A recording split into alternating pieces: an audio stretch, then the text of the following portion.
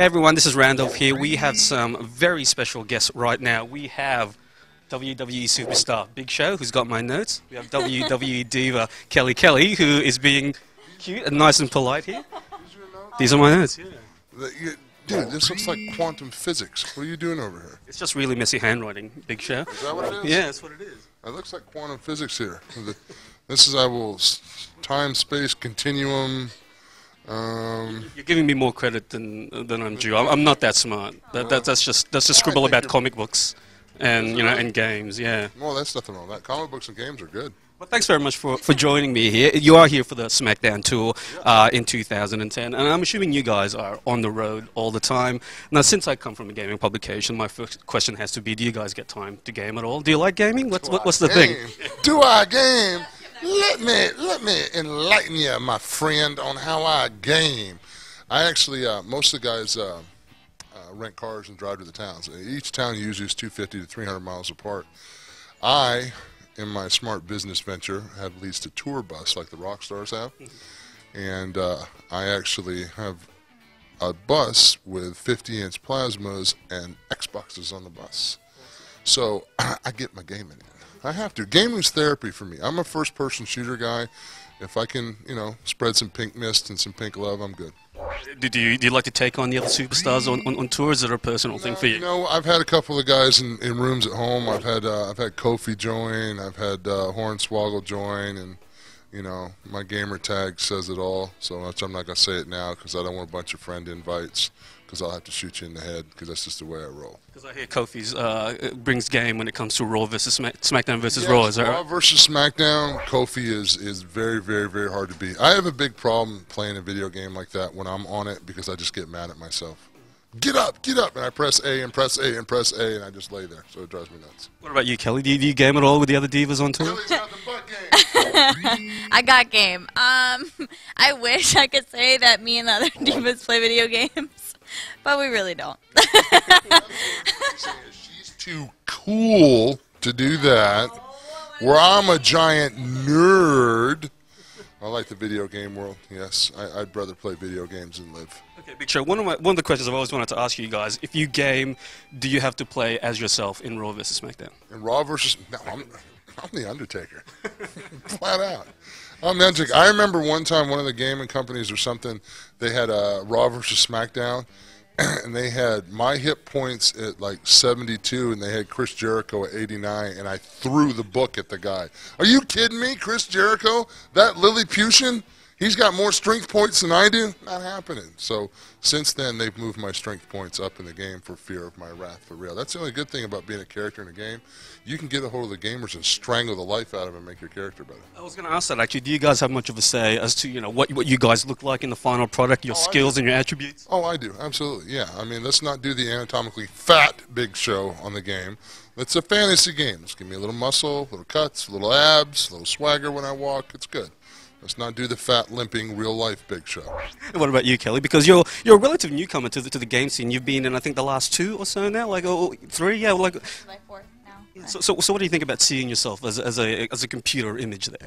It's really cool, actually. My family asks for games all the time, and they always call me like, "Oh, we're playing you right now." Like my mom, my dad. It's like the weirdest thing. My little sister plays, and I'm like, I wish I could say the same. I need to call them about the part where the Big Show gets to date the divas in the game, because that would be a fantasy part of it, because obviously I can't do it in real life. So in a video game, it'd be nice to be like, "Hey, baby, how you doing?" And then I get, never mind. I'm having a moment. It's okay. Don't worry about it. Okay, now the SmackDown versus Raw games are obviously massive sellers. How much do you think they actually drive new audiences to the TV show and the live shows, or do you think it's the other way around? People discover the TV shows. It has a direct correlation between making fans, because I know personally speaking that I actually got into golf playing our Arnold Palmer golf, the old Arnold Palmer on the Nintendo. I actually played that so much, I was like, wow, this looks like a lot of fun. And then I actually got into playing golf, the sport itself, for real, because I like the game.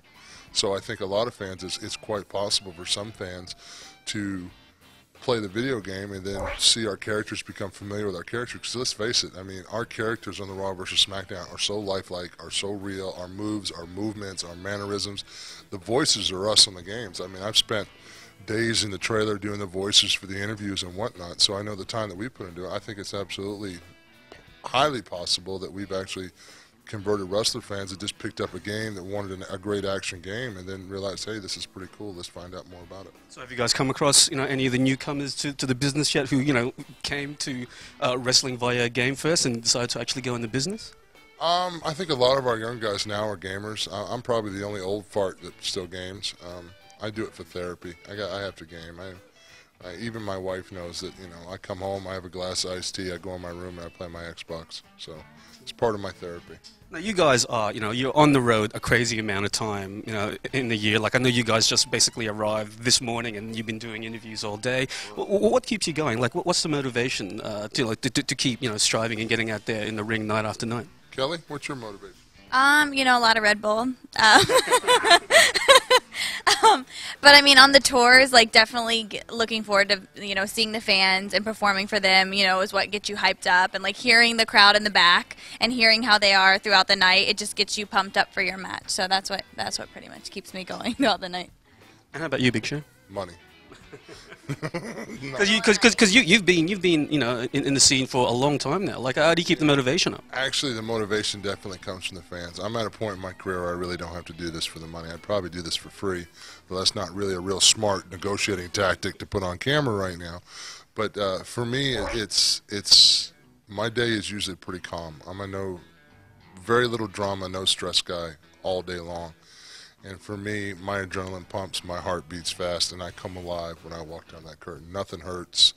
I feel stronger than ever as soon as I walk down the ramp, and I have the energy from the fans, and it's just, you've seen the movie with Matthew McConaughey about the dragon. It's the magic hour. That's the magic hour for me is when I walk down that ramp. It's a good time. Now, the game this year is all about, I guess, making your own moments.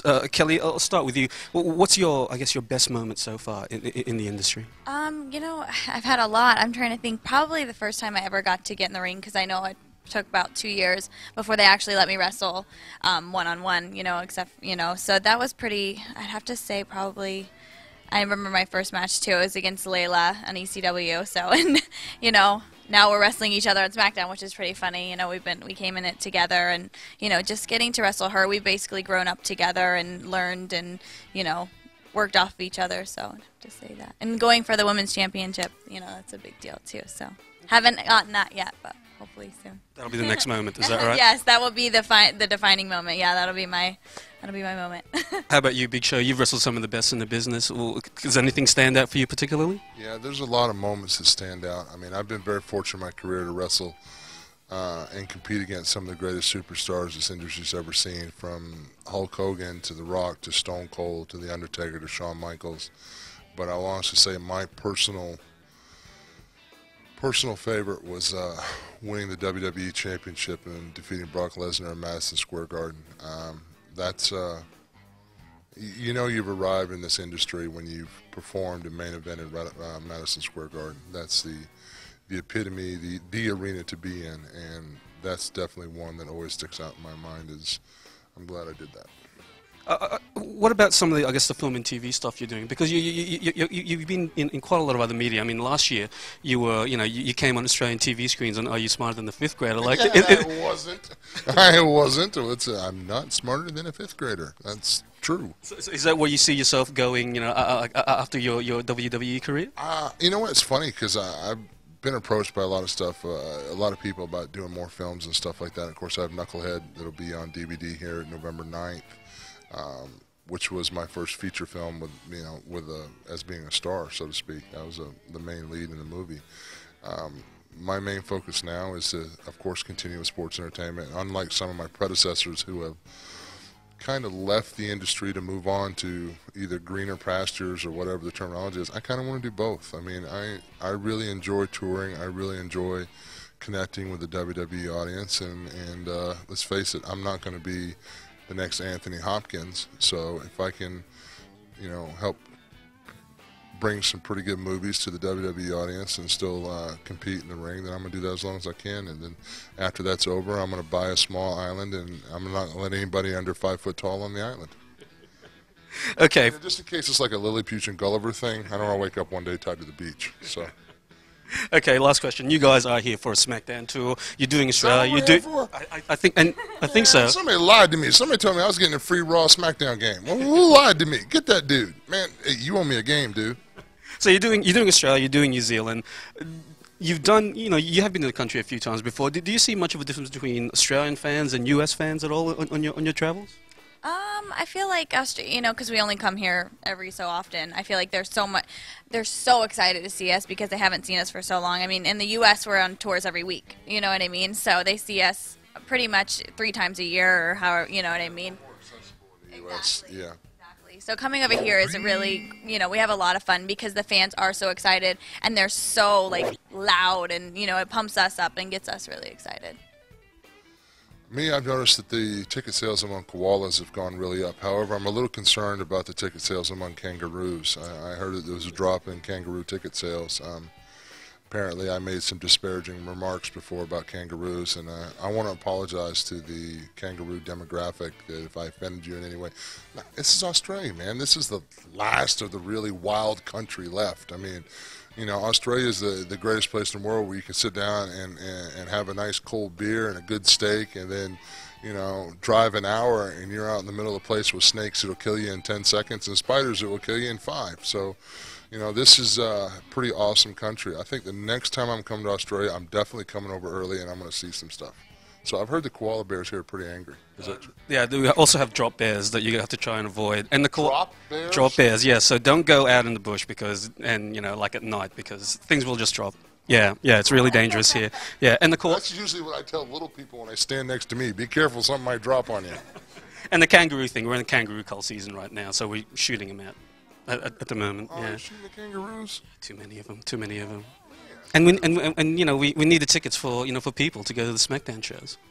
See, and you wonder why the kangaroo demographic's upset. You're shooting the kangaroos.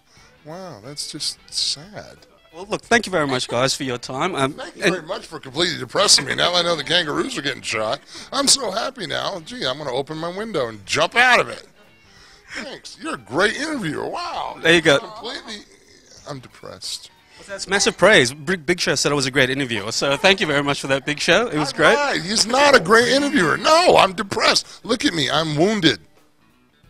We'll just edit that last bit out. We'll just cut when Big Show says I'm a great interviewer, right? See, he's got the power of the editing tape. That's true. Thank you very much for your time, Kelly. Thank you very much for having me. And thank you very much, Big Show. Thank you very much, you kangaroo killer.